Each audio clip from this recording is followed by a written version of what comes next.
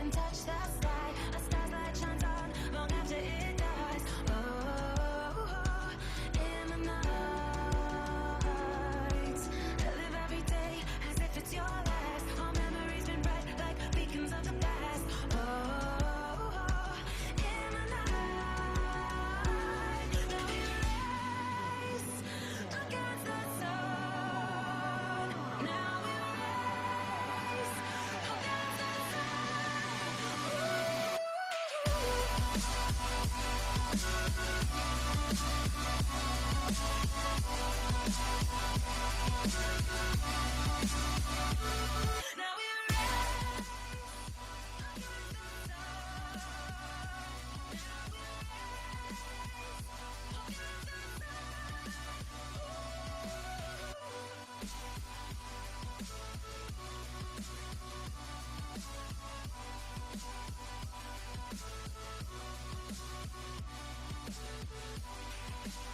Hello everyone, good morning.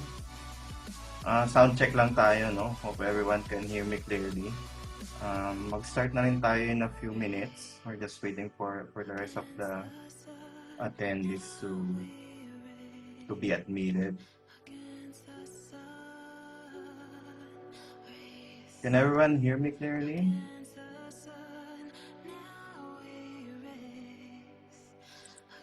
Yes. Hi, Sir Justin. Kumusta po? Hello po. Good Kayo naman morning. po. Morning.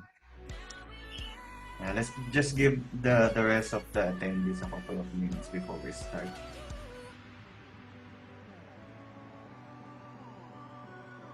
May na-disconnect.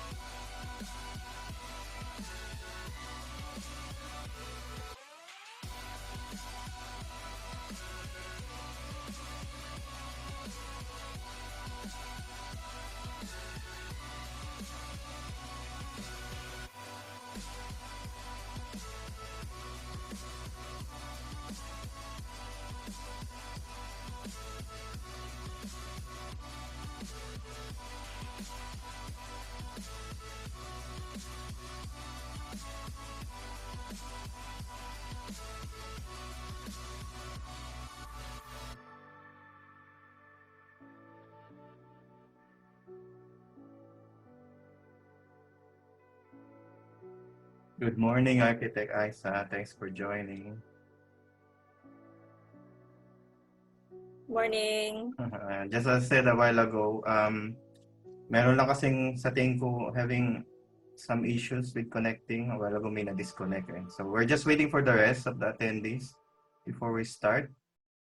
So hopefully they will be joining in soon.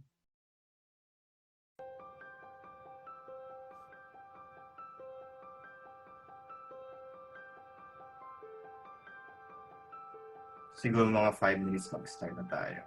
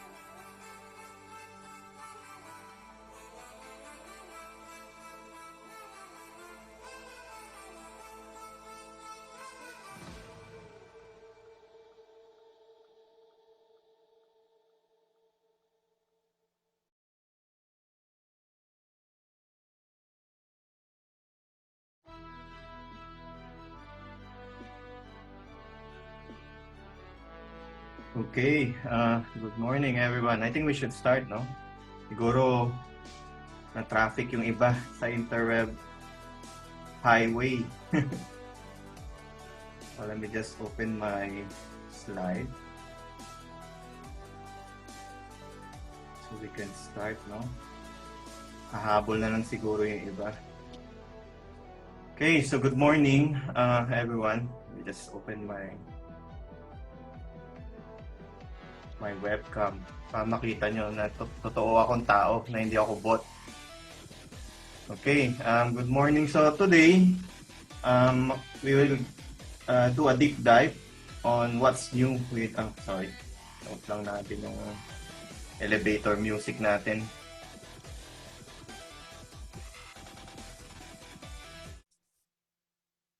So we will do a deep dive in Archicad 26, no? So a few of you who registered, I noticed na you're already using Archicad. So some of these features might be familiar with you already, but some might be new. So to start off, medyo malaking rebrand ang ginawa recently, no, with their latest release in Archicad 26. Ang main focus right now is to educate the users or even the non-users so that they can easily onboard in Archicad. So some of these products that you can see on my slide, some of you are already familiar, like Archicad, maybe BIM Cloud, and maybe some with BIMX. Ang medyo bago that they are really aggressively pushing right now is yung DDS-CAD.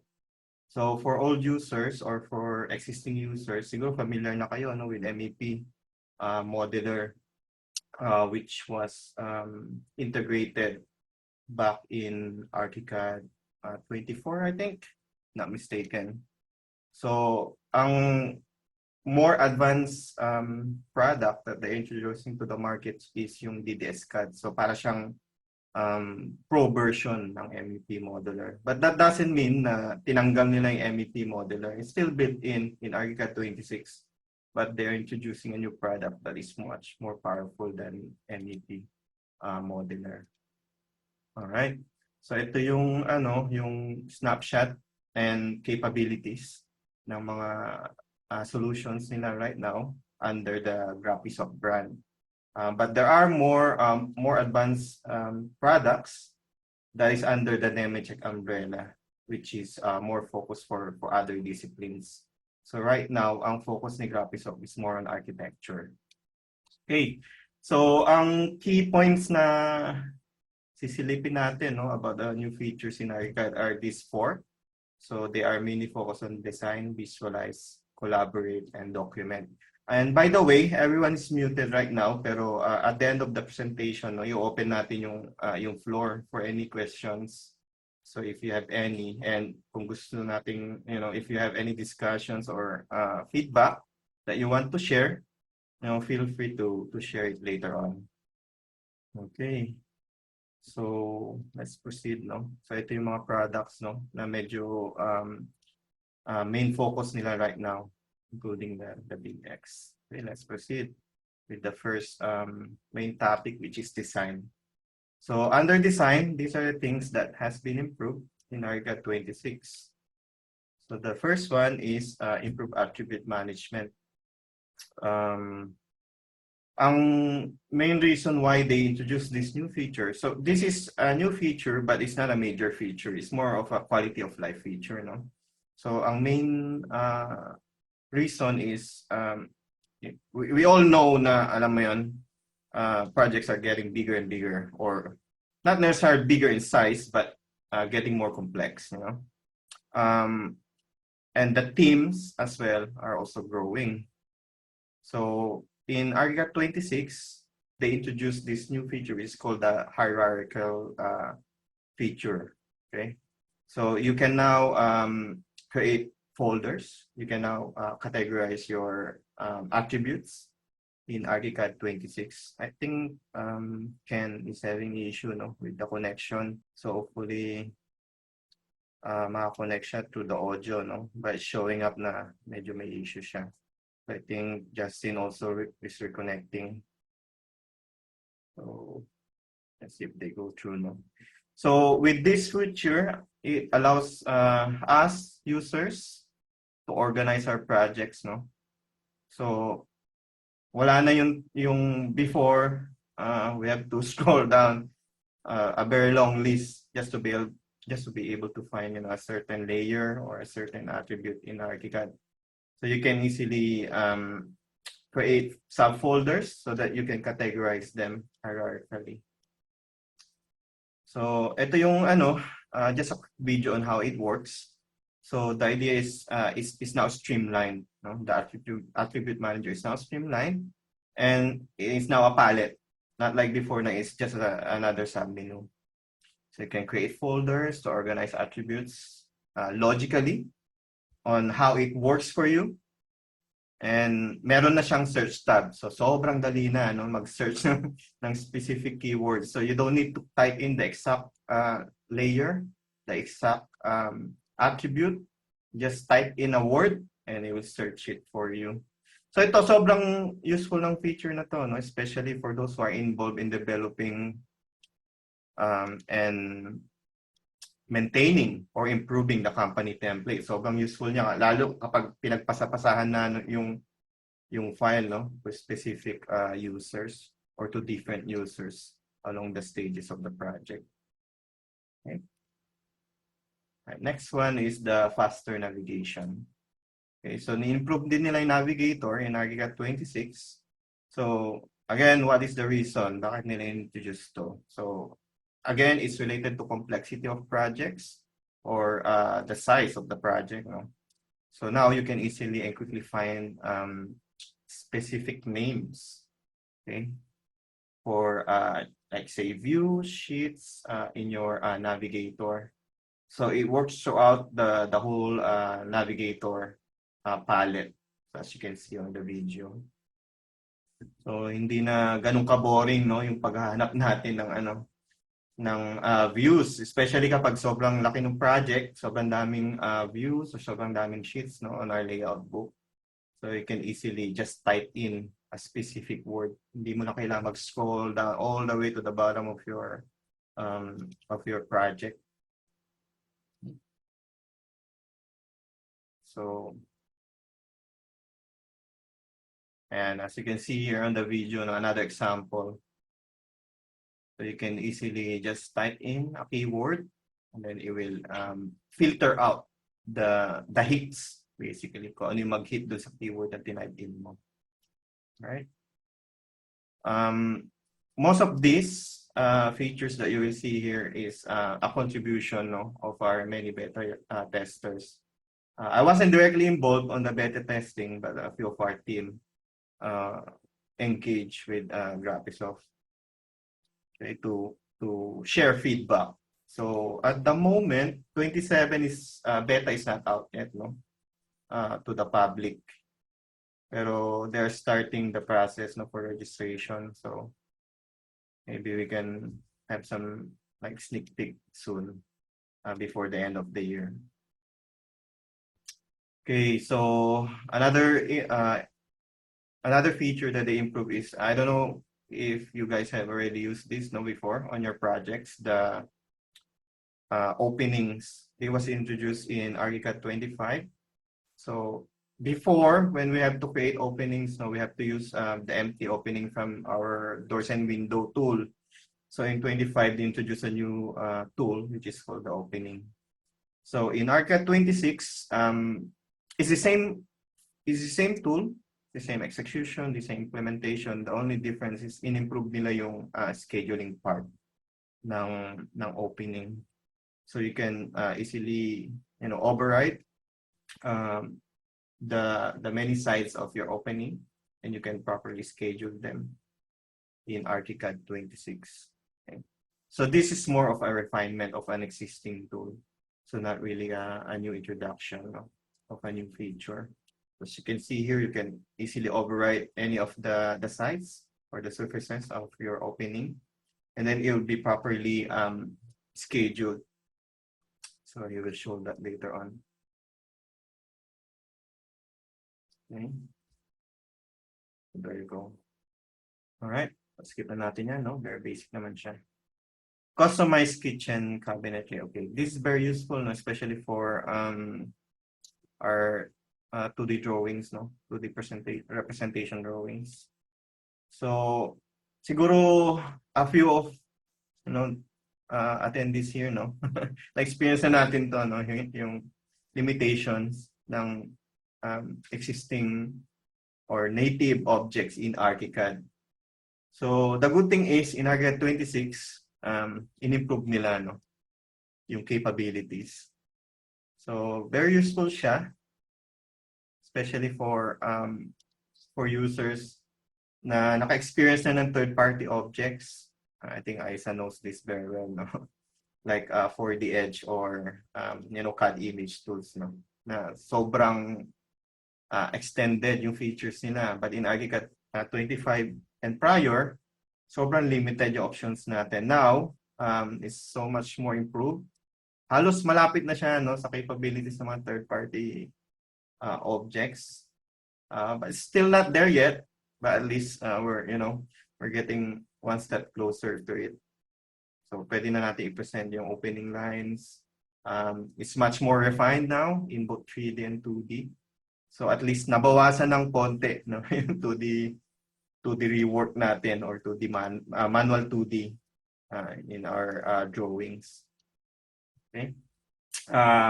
Next is improve 2D editing. So ang highlight dito is yung ellipses, no? 2D editing.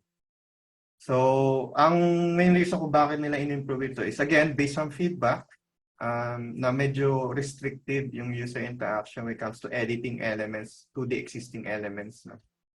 So, they improved that in Archicad 26. Okay. Okay, so, as you can see on the new features, the main highlight is Archicad is trying to be consistent, no, on improving existing features.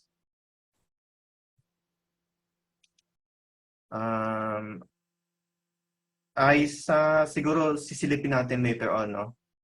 Just to quickly get back to you on your question. Silipin natin later on yan in Archicad itself.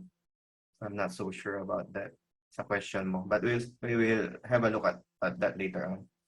So as I was saying, consistency is the key in Graphisoft's me to introduce not only new features, but they also improve existing functionalities of the software. Okay? Aside from that, ano pa rin yung consistency nila na madali pa rin gamitin. Whatever they introduce as new features or whatever they improve on existing features, they still do their best to make it easy to learn or easy to adjust. Okay. Library part maker in all languages. Oh, very good, no? Inintroduce na nila to in built-in. Oh, is it built-in? I think you still need to download the add-on. But before, hindi nila masyadong sinishare to sa public. I had the privilege of joining one of the sessions with partners before, wherein tinuruan nila kami kung paano siya gamitin, no? So, I think this is very useful sa mga not necessarily tinatamad mag-aral, no, in GDL, but walang time dahil sobrang busy sa project. Walang time to learn GDL. So, the good thing about this is it might not replace GDL created objects from scratch, but it's a good quick fix for your objects, no? Because with this add-on, pwede kang mag-create ng in some extent parametric, not necessarily parametric, semi-parametric, I would say, objects. So you have the benefit of assigning how your object looks like in simplified, full model view. You know? So as you can see on the example here, makikita mo na you can assign how it looks like, say in low resolution and in full resolution, so to speak, no? And you don't need to learn GDL, so you can just create your objects, say in whatever element you are comfortable with. So it can be it can be slab, beam, morp, shell, and then you can assign how it looks like in 2D, how it looks like in 3D, in lower resolution or simplified view, or full resolution, which is full view. So very useful siya, especially sa mga gustong mag-customize, no? And very limited yung time nila to learn GDL. Ako personally, I still prefer GDL kasi you can keep the code really clean, no? So yun na yung difference with creating objects using the native building elements. Si Archicad kasi yung nagdi-dictate no, kung anong magiging itsura ng code. So medyo naiinis na ako sa ano nila, sa auto conversion nila, but it's still a good option, no, for especially for those who are still who are just starting. So siguro quickly, no, discuss ko rin, no, kasi napansin nyo dun sa previous slide. It says here available for graphics of forward subscriber only. So may disclaimer, no? O kaya yung disclaimer na yan. Ano ba yung graphics of forward na yan? Parang bago siguro bago yan sa mga hindi pa users, no, or maybe sa mga new users of Archicad. So what is graphics of forward? Graphics of forward, siguro ano na lang din, no? Trivia na rin. Graphics of forward was first introduced last year, back in Archicad 25. So siguro hindi pa natin nakakalimutan, no, kung ano nangyari these past few years. COVID happened and companies have to adjust. So in response to COVID, Graphisoft introduced Graphisoft Forward. So it's more of like emergency response to Archicad users na kailangan ng emergency licenses, kailangan ng remote technical support. So this is like the top tier SSA back in Archicad 24. So ito yung tinatawag nila na Key Partner SSA or Key Client SSA. So marami siyang benefits that comes with it aside from technical support, and meron din siyang discounted licensing, meron ding license pooling option. And I think in last year, inintroduce nila yung option for Archicad users na alam naman natin no, COVID happened and businesses were put to a crawl. So some companies have to shut down some of their production. So ayaw nilang mawala yung license, ayaw din naman nila magbayad when they don't have money to pay. So yun yung introduction nila with Graphisoft Forward. So mas naging flexible sila when dealing with clients, no. So pwede kang maglagay ng licenses into dormant status without losing the actual support, no. So pwede kang magsabi na I only need say 10 licenses in my company right now. Siguro next year i-reactivate namin. So ganun yung introduction with Graphisoft Forward. As far as I know, in the future, I think this will be implemented as a basic package, no, in Archicad users. But I don't know when. So at the moment, para siyang introduction pa lang. Pero in the future, I think it will be included as a basic package, and it will be improved further on as well. Okay, so yun yung Graphisoft Forward sa mga nagtataka, no, bakit meron disclaimer dyan. Alright, so with Archicad 26, this significantly accelerates the creation of deliverables. No, as you can see from the theme, papansin nyo na ang common theme is we're trying to improve more on what are the existing features of Archicad, and at the same time trying to introduce new features as well that will complement these existing features. Okay, let's move on to documentation, which is the most tedious work of our users, no. Okay, so alam na natin kung gaano ka-tedious. Okay, so new Autotext for master layout, no. So again, in response to what this why was this introduced in Archicad 26, the main pain of our users is yun nga, sobrang hassle, no? Mag-autotext. Maraming mga items in our project info na hindi natin ilagay sa Autotext in layout book, no? So, in turn, we do it manually. So, in Archicad 26, in-improve na nila yung Autotext feature in our master layouts. Okay, so, ano pa benefit nito for our users? Siyempre, yung automation, no? Mas less na yung we have to check almost everything manually. So, sa mga madalas involved sa deliverables natin, no, alam natin yan kung gaano ka-trabaho.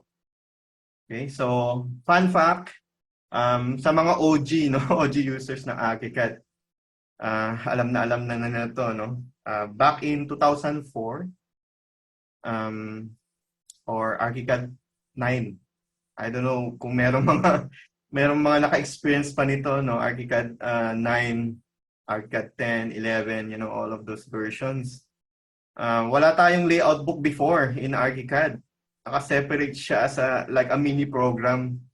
So it was called Plot Maker back then. So ang workflow before is you do all of your modeling, all of your si Architect Aiza 8.1 nag-start. So napaghahalataan, no, yung mga edad natin sa mga sa mga boomers, no. Tataka sila ganun ang pakatanda sa Archicad. But yeah, before we have to do all of our modeling work in Archicad. And then when it's time to publish our drawings, our deliverables, we have to open Plot Maker, which is a separate software, and do our layouts or documentation from there.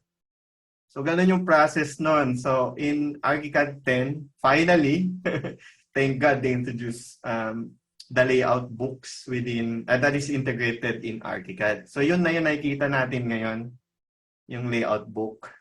Hindi na siya separate. Si Sir Chris, 9, Archicad 9. Okay, so that's good, no? Marami nakaka-relate dito. So yun, very, very thankful ako na integrated na siya. Although at the moment, no, meron mga times na yung projects natin, minsan we have to separate the file that is solely used for the layout book, no? Lalo sa mga malalaking, you know, multi-zone project, no? So yun. Nagagamit pa rin natin yung technique na yun, pero not so much anymore. So yun. Now, with 26, yung improvement nila na ginawa, no? Siguro makikita nyo dito. I don't know whether everyone uses this, no? Pero sa mga projects ko before, yung scale kasi, some authorities in New Zealand, inahanap nila to kung anong paper size yung sinend sa kanila kasi tinatamad na sila na i-open in in PDF kung anong paper size, no. Kaya ginagawa namin to na nakalagay na yung scale and then at A3. Tapos nakalagay pa na backslash kung anong in A1 kasi minsan piniprint nila yung paper depende sa kung anong size yung kailangan nila. Pero just very quickly, no, siguro lang, comment ko lang dito. Hindi ako masyado masaya dito sa ginawa nila. Okay? So just hintayin lang natin. Okay. So as you can see here, dito sa pinost ko na, hindi siya nag-post, sorry. Dinalaw ko kasi yung mouse. Pero as you can see there, pinakita nila, no? Ang hindi lang masaya dito is, hindi ko na makita. Bilis eh. Sorry dun sa pinakita nila, what they use to specify, no, kung anong scale siya at kung anong paper size. Ginamit nila yung name ng master layout, which is not that much useful for some of us. Master layout name makalagay. Why is it not much useful? Kasi kami, some of our projects, we have different master layouts. And we name them as, say, kung anong company siya, kung anong size, which is whether A3, A1, and then kung anong function, para ba ito for, say, URA submission or BCA submission. So pag ginamit mo yun for this purpose, hindi na siya masyadong useful. Kasi lalabas yung mga Yes, exactly. Architect Isa, additional ni Architect Isa. Madami ka kasing ginagawa na, say, A3 sa master layout mo, no? Marami kang A3 for the function of, say, design, for the function of submission drawings, for construction drawings, and so on.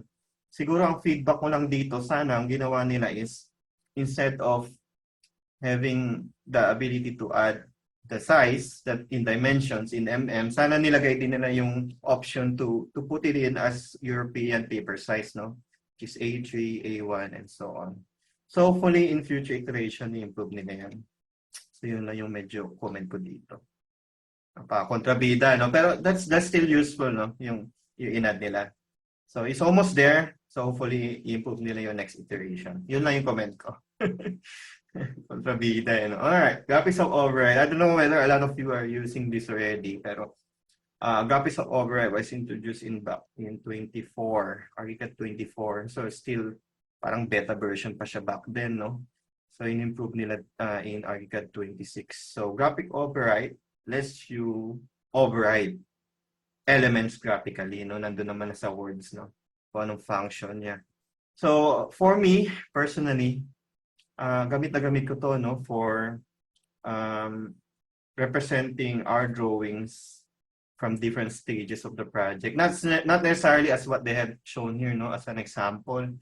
I think for designers or for architects, hindi siya masyadong useful, especially for the early stage of the project. Hindi mo pa alam kung anong fire rating, no? Ng mga elements. Pero at the early stage of the project, sobrang useful siya for me in a way na ginagamit ko just say, for example, a slab, no? Sobrang dali na lang niya ngayon na i-change yung representation mo in your floor plans, not even floor plans, no? Sections, elevations, without actually changing the parameters of your slab. So as an example of what I normally do, lalagay lang ako ng isang slab and sa graphic override, doon ko na binabago kung ano magiging itsura niya in, say, in my existing plan, sections, elevations, and then kung ano magiging itsura niya after. Okay?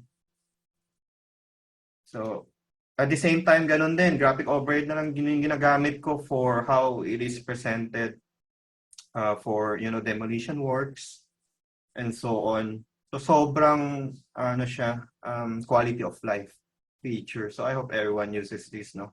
And recently, hindi ko na ipapakita, no, but recently, we were doing this project for some of our clients that are designers. So, ang isang request nila is yung automated na visual feedback when a room doesn't pass the natural ventilation requirement or the natural light requirements. I don't know how extensive it is being checked here in Philippines, no? Pero in New Zealand kasi sobrang higpit nila sa ganong requirements. So pag nag-adjust yung zones, yung doors and windows, yung sizes, automatically merong visual feedback sa floor plan natin. Magre-red agad yung zone. So that's one example of how you can really use this feature. Not necessarily what they're showing here, no? So hindi ako masyadong maka-empathize sa video na shinare nila. So that's just one example of how you can use graphic override. So sobrang improved na yung graphic overrides, no, in Archicad 26. Level dimension improvements, again, ito before, ginagawa natin, no? Yung ibang limitation na nandito sa list, wala to dati lahat eh.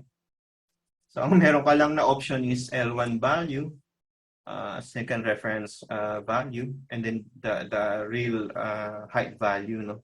Sa pagtatag ng ating level dimensions. But now, they have introduced this new feature wherein you can have so much more. You can tag so much more, as you can see here in the example. So, pwede mo nang itag yung, as you can see here, papakita niya. And PZ value, yan, available na yan before. Eh. So, meron na siyang, pwede ka na mag-add ng, ayan, top C level. Ano pa bang bago sa paningin natin? And you can see that there's still some manual, no? Pero At least some of them are automated now. And core top, wala dati yan. Core top, easy value, core top, alt value. Wala dati yan. Before, if we need those, kailangan natin siya i-key in manually, no? So at least now, with this new feature, less manual work na tayo, no? More automated, which is really good. Ayan. Okay, next is PDF import. Now, sa mga detailers natin, no, alam na this. So pag mag-i-import ka no, manufacturer specific detail or PDF, one at a time tayo before back in Archicad 25. In Archicad 26, pwede ka na magpasok no, ng PDF, multiple PDF in one command or in one step. As you can see here in this example, pakita niya no, paano mag-import easily. So pwede ka na mag-multiple select. Okay? Before, you can only select one kapag multiple pages yung PDF. Okay? Yan. Pag click mo yung page 2, no, yun lang yung mas-select, hindi mo pwede i-click lahat. Okay? So you can also have selective options by pressing the control key for Windows or the command key for Mac users. And ayun, ganun na siya, no? Patong-patong siyang ma-import.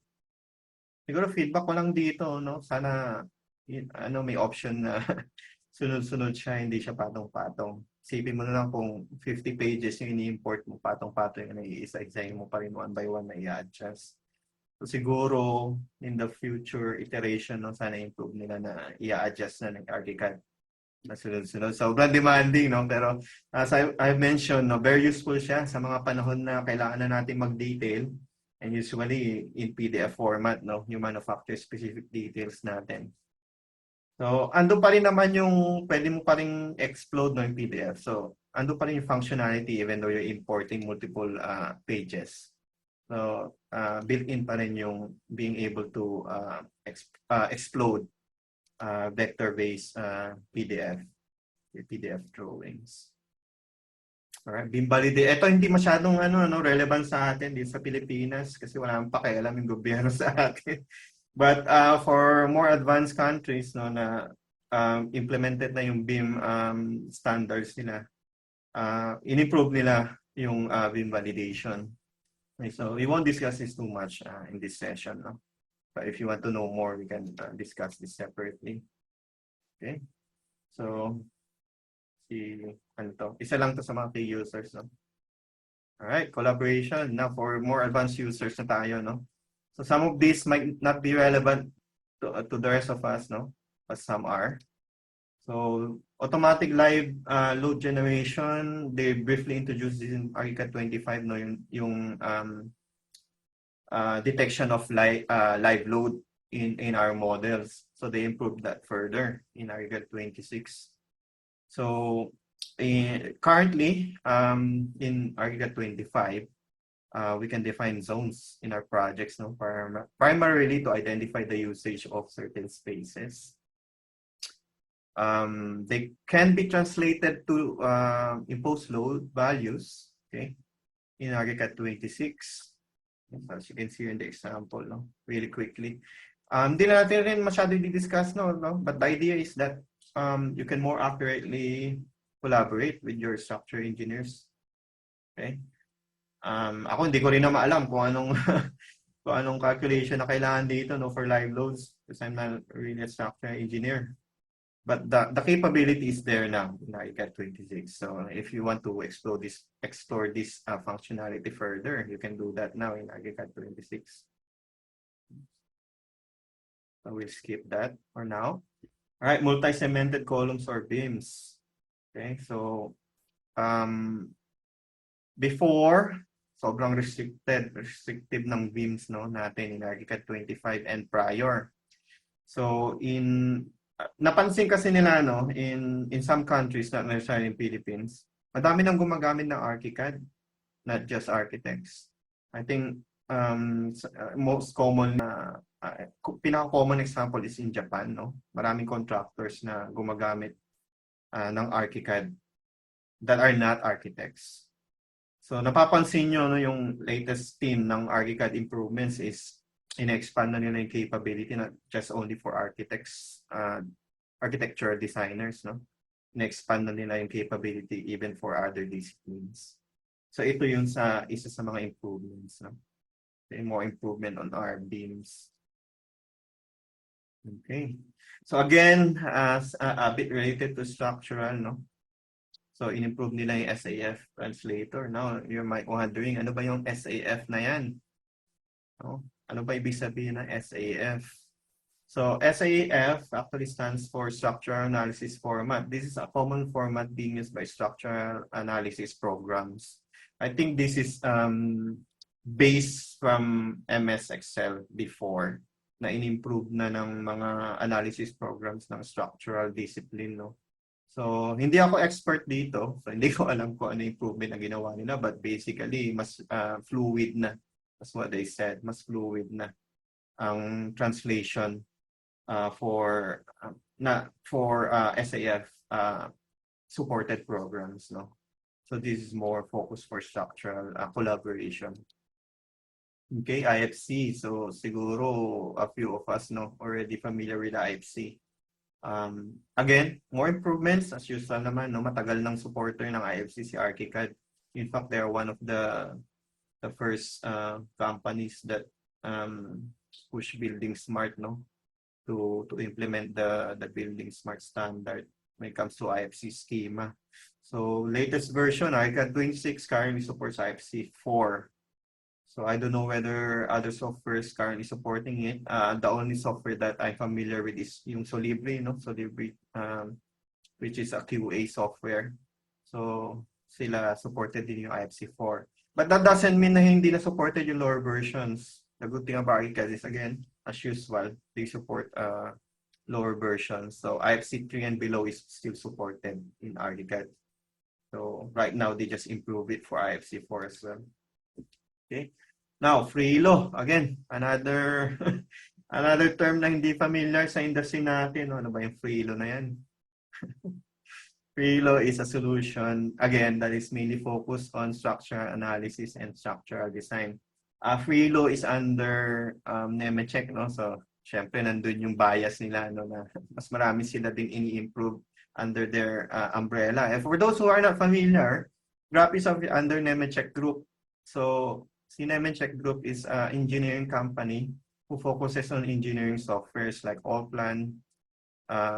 They also own on multiple levels, you know, under multiple levels of their company, Trimble. So if you're familiar with Vico software, under din sa kanila yan. So basically, si GRAP is under the Nemetschek. That's why there are some interoperability improvements that was done, especially on the latest version, kasi medyo ano din siya, no? Beneficial for their workflow. Okay, so that's Freelo. Ano siya, structural analysis solution siya. Okay. So next one is presentation of MEP elements, no, back in Archicad 23, no, MEP model was integrated in Archicad. So sa mga nag-MEP na even before Archicad 24, alam na natin yan, no, na kailangan natin bilhin separately yan as a license. So it's a good thing for new users na integrated na siya. Okay? So in 26, ang improvement nila is yung more on one example is ito, which is representation of slope direction. So meron ng dedicated na selection under your label tool that will represent the slope of your MEP elements. So very useful siya, no, especially for those who have to produce documentation for MEP elements, but not so useful for us kasi as far as I know, no, karamihan sa atin dito are architectural designers. So hindi siya masyadong useful, but if you have that need, that's a good thing, no, hindi nila pinabayaan even though they are introducing DDS-CAD. Okay, so that's one good thing. There are some other improvements as well, like graphic visualization in MEP modeler within Archicad. So you will also benefit from that, no? As far as I know, they also improved the importing of MEP native objects from other softwares as well, like Revit, no? So then again, that's that's more improvement that are beneficial for us. We have to collaborate with other engineers, with MEP engineers. Hey, I don't know whether any one of you guys actually use this, no? The energy evaluation, or this used to be called Eco Designer in Archicad back in I think Archicad 20, no? If I'm not mistaken. So before, separate license din to, but they integrated it within Archicad. So I don't know any of you are using this, but this is quite useful, no, for very quick analysis on your project. Kung gusto mo i-evaluate kung maganda ba yung carbon footprint mo or yung carbon emission and energy use of your projects. No? Now, this doesn't replace energy analysis full-fledged software. So, may in-attend kasi ako kahapon, no, nagtatanong na ano ba to, gaano ka-extensive. Don't expect too much from this, no? Yung report, very basic lang siya. Hindi mo siya pwedeng gamitin for, for getting your certification, for example, your LEED certification or Building Smart certification, or your 3-star in Australia. Wala siyang use for that. They integrated this in Archicad so that for you as a designer, you can immediately see gaano ba ka-efficient when it comes to energy, or carbon footprint your project is. So on some extent, magagamit mo siya, but not necessarily for certification. No? So something to keep in mind. The good thing is, hindi mo na kailangan bumili ng additional software, no, as just a designer, no, para lang malaman kung efficient ba yung project mo or not. Okay? So yun yung function niya. Not necessary to replace full-fledged energy analysis software. Okay? Alright, visualize. Ito pinaka-exciting, no, for us as visual people. Okay, so there are new professional textures. Again, nandito na naman tayo, no, sa Graphisoft Forward. But hopefully, no, as I mentioned a while ago, in the next version, tanggalin na nila yan, na yung, yung masyado exclusive club na yan. No? So hopefully, it will be included as part of your basic package. No? But the good thing is there are some free new textures that are included in Archicad 26. And the good thing is, meron naman tayong mga ibang solutions dyan, no, available in the market, like Twinmotion, which is, as far as I know, free designers. And you can still import, no, Archicad surfaces in other solutions like Twinmotion or Landis or even Lumion, no, or 3D Max. So kailangan mo na lang timplahin to further improve it in those solutions. So, yep, that's a good thing is, meron din naman tayong built-in na rendering. I don't know if some of you uses this, but for us, for quick renders, no, good enough na for us yung built-in rendering solution ni Archicad. In fact, mas advanced pa nga siya for some of the free dedicated rendering solutions available in the market, no? So try to explore that too. Okay, so next one is BIMX, no? Again, another fun fact. Sa mga OG yan, no? Ito na naman tayo, babalik na naman tayo sa edad natin. Back in Archicad 14, sa mga nakatikim na ng Archicad 14, no? BIMX wasn't called BIMX before. It was called Virtual Building Explorer. And before, hindi siya .bimx pag nagsisave ka ng file. It was an self-executable file or .exe back then. I don't know whether you were able to share your VVE files before with your clients or other stakeholder, no? Pero ako, sobrang dami kong instances na nagrereklamo yung mga client namin. Hindi nila ma-download kasi na-flag siya as virus. Kasi uso-uso before, no, back then, yung mga spam email na nagsisend na executable file, tapos pag kinobog-click mo, no, ma-infect ka with malware. Okay? I'm not saying that based from experience, no, hindi naman ako nakatikim ng malware. I'm just sharing experience from others, no. Pero I suspect na the main reason kung bakit nila binago or ni-rebrand yung Virtual Building Explorer or VBE is one of the reasons is that, you know, na flag siya as malware.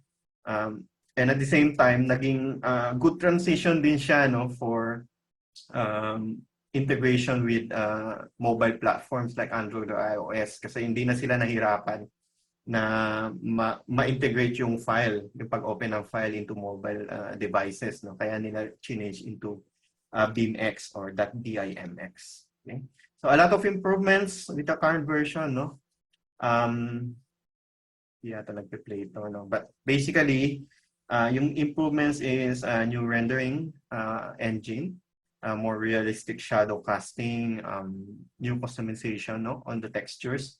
So before, sobrang limited ka para mag-export, no, ng BIMX. Wala ka masyadong options. Kung ano na yung kayang i-produce ni Archicad before, yun na yun. Wala ka na masyadong matitweak when it comes to the size, when it comes to the resolution, when it comes to more to tweaks, no, to improvements of the surfaces and so on, even the engine. At the same time, pag nag-export ka, hindi niya nare-retain yung exact view, yung exact 3D view settings mo before, back in 24 and below. Sobrang limited niya. But the good thing is in Archicad 26, nare-retain na niya, no? So as a quick example, as you can see here, ito rin, bago rin to, no? Yung real-time casting ng shadows. Wala yan dati. From the previous version, hindi mo siya mapapakialaman, no? Kung ano yung in-export mo, yun na yun. So kailangan mo siyang i-adjust in Archicad. But with the latest version, the good thing is ma-modify mo na siya, no, on the fly. So pwede mo nang pag-aralan in your mobile device how your shadows are casted, no, or what will be the effect from your neighboring buildings. Sa tingin ko, hindi masyadong relevant yun, no? Dapat pinakita nila may neighboring buildings na kung gusto mong pag-aralan, no, kung ano yung shadow casting sa project mo. Sa tingin ko, mas magiging useful yun. Now, just a disclaimer, just going back to that slide, no?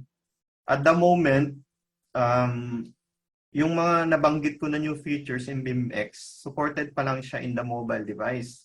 Hindi pa siya supported in the desktop version or the web viewer. But the good news is, i-improve nila yan in the next quarter. So hopefully before the end of the year, no, ma-integrate na nila yan on the desktop or the web viewer version. So yung nakita natin dito, no, na feature na yan. So ma-integrate na yan with the desktop and web viewer. Okay.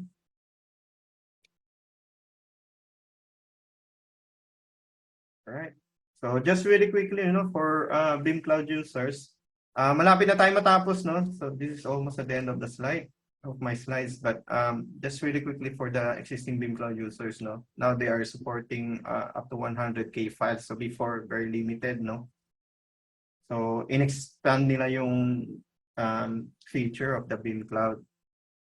So I don't know if you guys are using BIM Cloud. Before we have experience with this, just really quickly, you know, para magkaroon din tayo na idea, there are two options for you to be able to use BIM Cloud. Pwede ka mag-self-host or pwede ka mag-host with, pwede ka kumuha ng package with Graphisoft if you wanted to, no? Yung sa mga walang, walang IT team in their company, pwede kang kumuha na lang kay Graphisoft ng software as a package. So software as a package, what does that mean? Sila yung mag-host ng BIM Cloud. So nasa servers nila.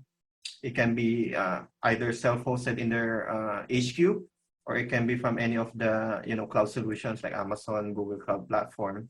And bibigyan ka nila ng access. At the same time, bibigyan ka nila ng licenses. Now, this is more costly compared to self-hosting. Why is it costly? Kasi kailangan mong bumili ng license for each user that will connect to your projects. So that means, kung gaano karami yung mag-involve sa project, ganun din karami license na bibilin mo. At the same time, you will also pay for the license hosting or for the BIM Cloud hosting itself. So that means, kung gaano karami yung server na gusto mo, say, you want to host one server for Archicad 26, tapos meron kang projects that are still in 25, and so on, so they will have to be on 25 and so on. Then, you know, nag-accumulate yung cost. So yun lang yung feedback ko, no, if you are going with the software as a package. So, binabayaran mo sila for that service. Now, for self-hosting, kung meron kang IT team, that's well and good, no? Pwede kang mag-self-host na lang. The good thing about self-hosting is flexible siya. Pwede mo siya ilagay sa server mo in your office, if you have an office, or dahil nauuso na yung work from home, no? This is one benefit that is really good as well for self-hosting. Pwede mo siya ilagay sa any cloud provider.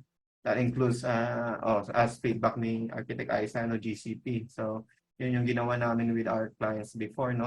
In-install namin yung BIM Cloud sa Google Platform. Wala na kaming binabayaran na license for each user. The only difference is, babayaran mo yung usage mo. So, it's being hosted by a virtual server in Google Google data centers.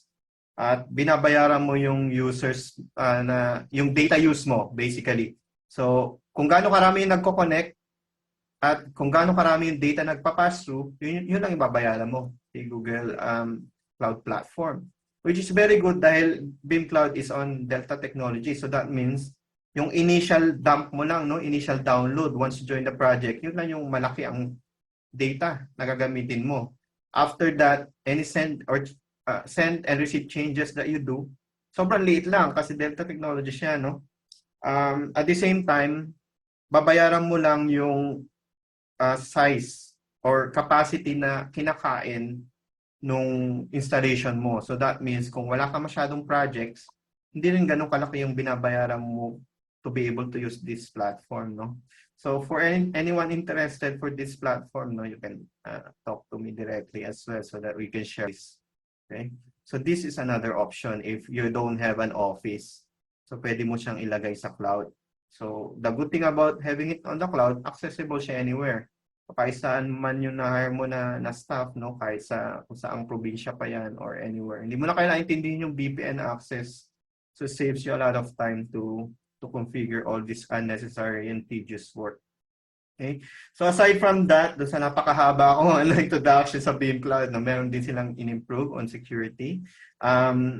BIMX features as well with the embedded viewer. No? Ito hindi ko pa na-try kasi hindi ko pa natikman yung software as a service ni Graphisoft. I think at the moment exclusive pa siya doon sa software as a service functionality nila, no? So hopefully integrate na nila sa self-hosted kasi magandang feature to, I think. And then you have more finer control, no, version history on the latest version of BIM Cloud. Okay. Again, very basic lang, no, overview lang ginawa natin sa BIM Cloud. So if you want to know more, no, we can discuss this further as well separately. Okay, any questions so far? Punta na tayo sa question and answer. Balikan natin mamaya, no, Architect Isa, yung question mo. But for the rest of the attendees, meron ba tayong question in regards to the new features? Feel free to unmute yourself, no, kung gusto mong magtanong. Or kung nahihiya ka, pwede ka rin mag-type dun sa chat box, no? Good morning, Jason. Hi, good morning, Sir Chris. Yung BIM Cloud na feature nito, ito rin yung feature ng BIM Cloud Pro. Some of them, yes, included po sa BIM Cloud Pro. So, yung BIM Cloud Pro, iba, kumbaga premium yun. Talagang ibang ano yan, ibang story yan. Yes, sir. Yun po yung fini-feature actually. Ayun yung in-offer actually ng Graphisoft. Yung kasi meron kang basic, no? Meron kang basic lang na as a free. And as long as meron kang valid license of Archicad, you can tap on the BIM Cloud, which is what they call basic. Yung binabanggit niyo, sir, is yung BIM Cloud Pro, which is directly with Graphisoft. Yun yung kailangan mo magbayad ng licenses, which they provide as a software as a service, no? Okay. Na-confuse lang ako kasi yung, tama ba, hindi na siya BIM Cloud Pro ngayon. Kumbaga, yun na yung BIM Cloud mismo. Tinanggal na nila yung Pro, pero BIM Cloud. Tapos yung BIM Cloud Basic, yun yung for free users. Yes. Okay. Yes, sir. Tapos siguro, on additional na lang din doon, no? Para alam na din natin, no, kung ano yung pinapasok natin. For BIM Cloud Basic, sa mga gusto mag-explore, you are limited to one version. So pag in-install mo yun, tatanungin ka. Well, pag in-install mo and then you registered, you have to register an account, no? Pero free naman to register a Graphisoft account. But once you register, the next step is tatanungin ka kung anong version yung gusto mong gamitin. So yun yung isang limitation ng basic, no? You can only use one version per installation. For yung binamagit ni Sir Chris na Pro, no, or yung software as a service na ino-offer ni Graphisoft, hindi ka limited sa version. So, pwede mong gamitin yung one BIM Cloud Manager, what they call it, no? Pwede kang magkaroon ng isang BIM Cloud Manager which will be the direct access to the BIM Cloud, and then it will branch out to different versions. So, yun yung nakikita kong medyo crucial, no, na main difference, especially for project teams that works on different versions. So, yun yung limitation na baka magulat kayo no pag tinry nyo. So just saying that ahead. Okay. Wala nang ibang question.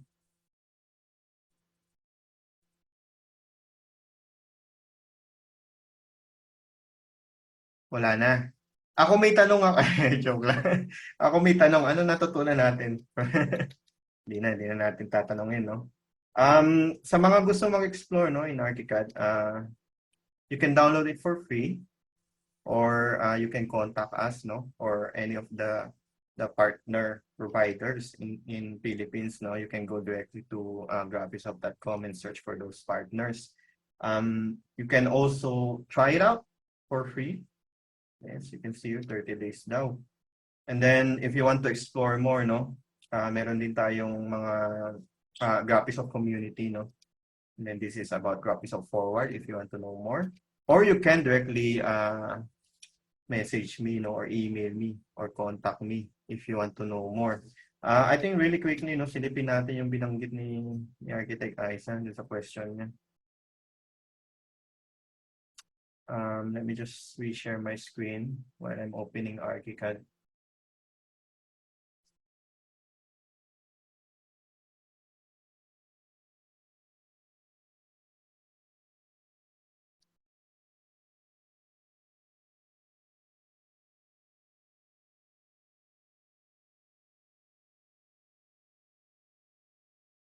Just give me a second.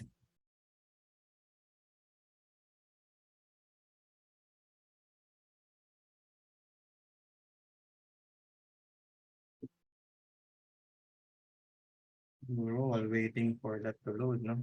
No-open ko kasi yung ano eh.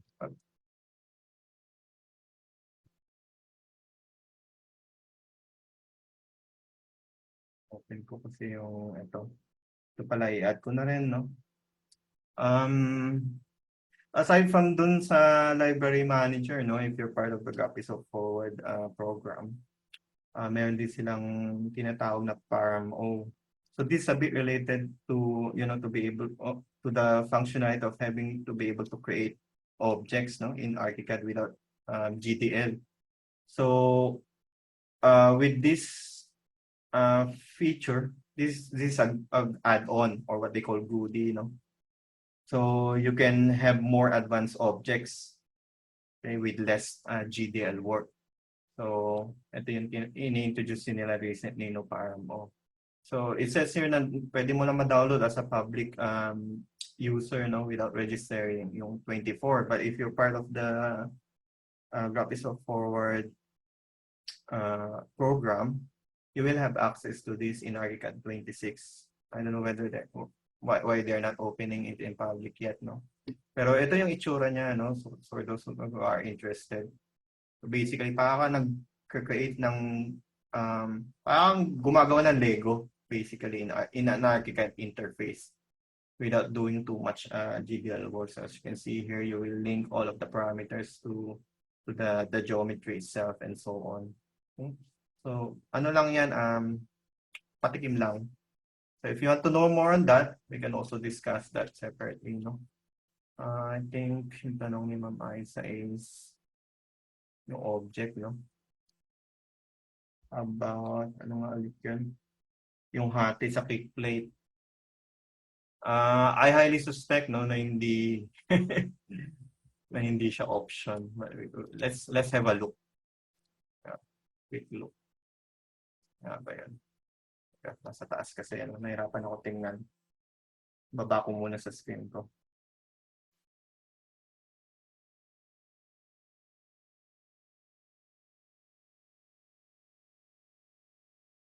While we're looking at that, no, don't huwag kayo mag-hesitate na mag-ask questions if you have any.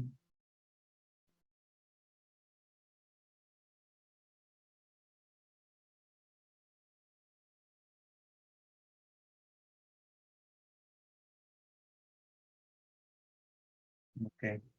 So, yung loaded library niya kasi hindi kasama yung ano, no? So, let me just quickly load the library in. May shinare si Sir Chris, no? So, for anyone interested, no? For objects, silipin nyo na lang sa chat. Feel free to visit that, no? It's from Trimble. I'm just, at the moment, I'm just loading the Archicad default library, no?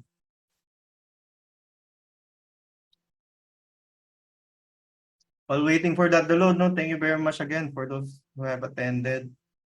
Hindi masyadong familiar sa akin yung iba, no? But yeah, thank you Justin, Architect IS, Sir Chris. Sorry, is this AJ? Then Ella. I think this is Sir Lance, no? Sir Patrick. Hindi ko kilala ko sino si MI11 Light, but thank you for attending and will that, no?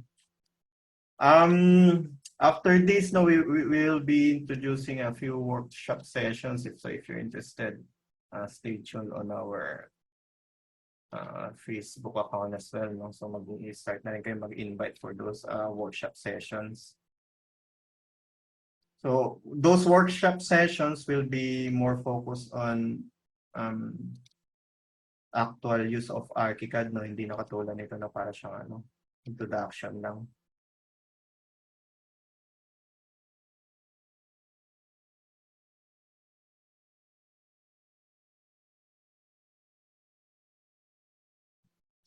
Second outside.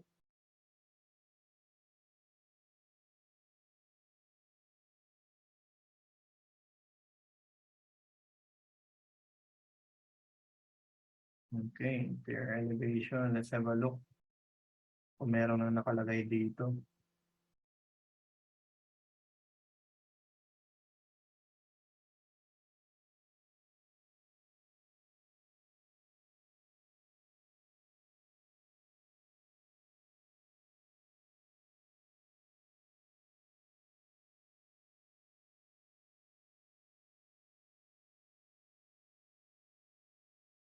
Okay, so I think the project that I opened is hindi masyadong useful, no? Kasi wala pang laman.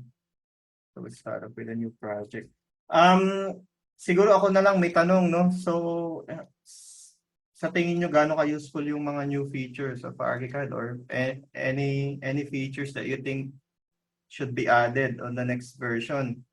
Siguro time nyo na para mag-share, no? Para ma-share namin yung feedback with Graphisoft.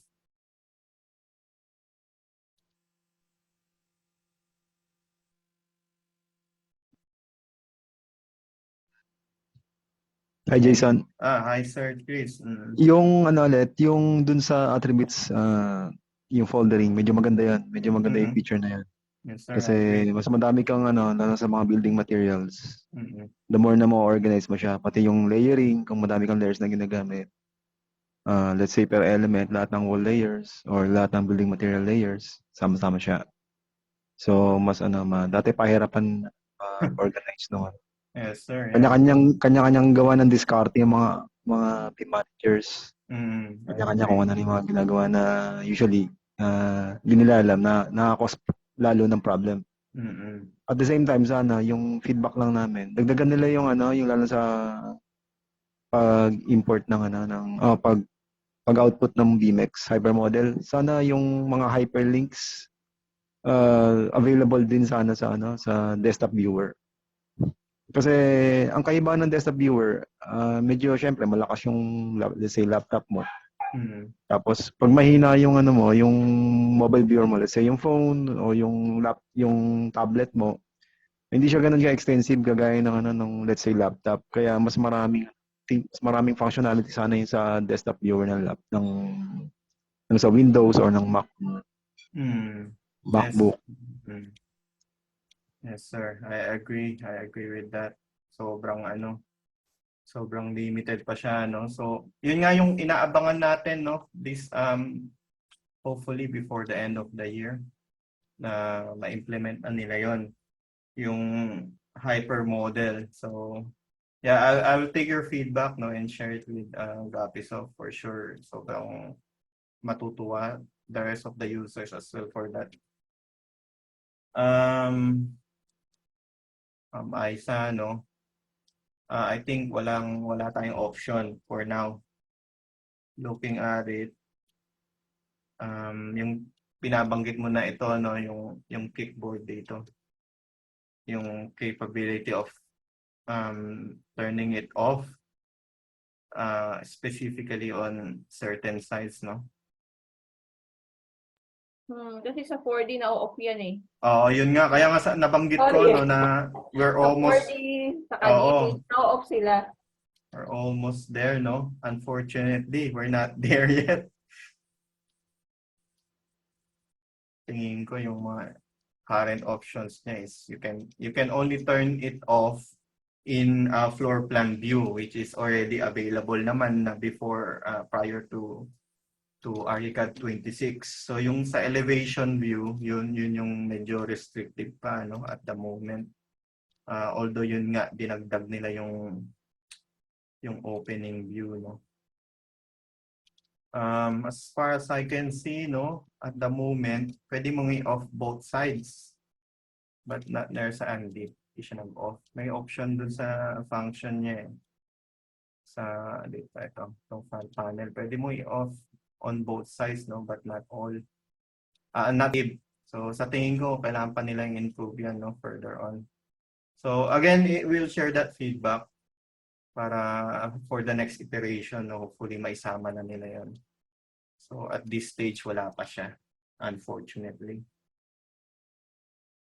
Okay, any questions pa? Pero napapasin nyo na medyo nag-improve naman na yung mga objects nila. May isa pa Sir Jason, sorry, medyo naligaw ako. Mm-mm. Ano yung hinahanap nating option? Actually, hindi ko naintindihan. Sorry, Aisa. Medyo yung matanda na si Lolo yung plate, wala Oo. kasi, di ba pag sa elevation, pag magkadikit sila, dapat pwede mong i-off yung division sa baba. Kasi pag Ito lang. buo yung kick eh. Mm-mm. Kasi by right, pag kinonstruct siya in reality, itong kickboard na to is buo siya, hindi siya hati. So yun yung function na medyo limited pa at the moment, I think. Siguro isa pang comment or wish list yung palagi kong kino-complain yung flexibility ng curtain wall tool at saka ng stair tool. Ando na si Robert kahapon eh, hindi pa. Hindi ba kinomplain? Hindi, hindi, kasi yung stairs nila, lalo na pag may winder ka, yung ilalim niya, ang pangit niya tignan. Tapos minsan nasisira yung yung stringer. Mm-hmm.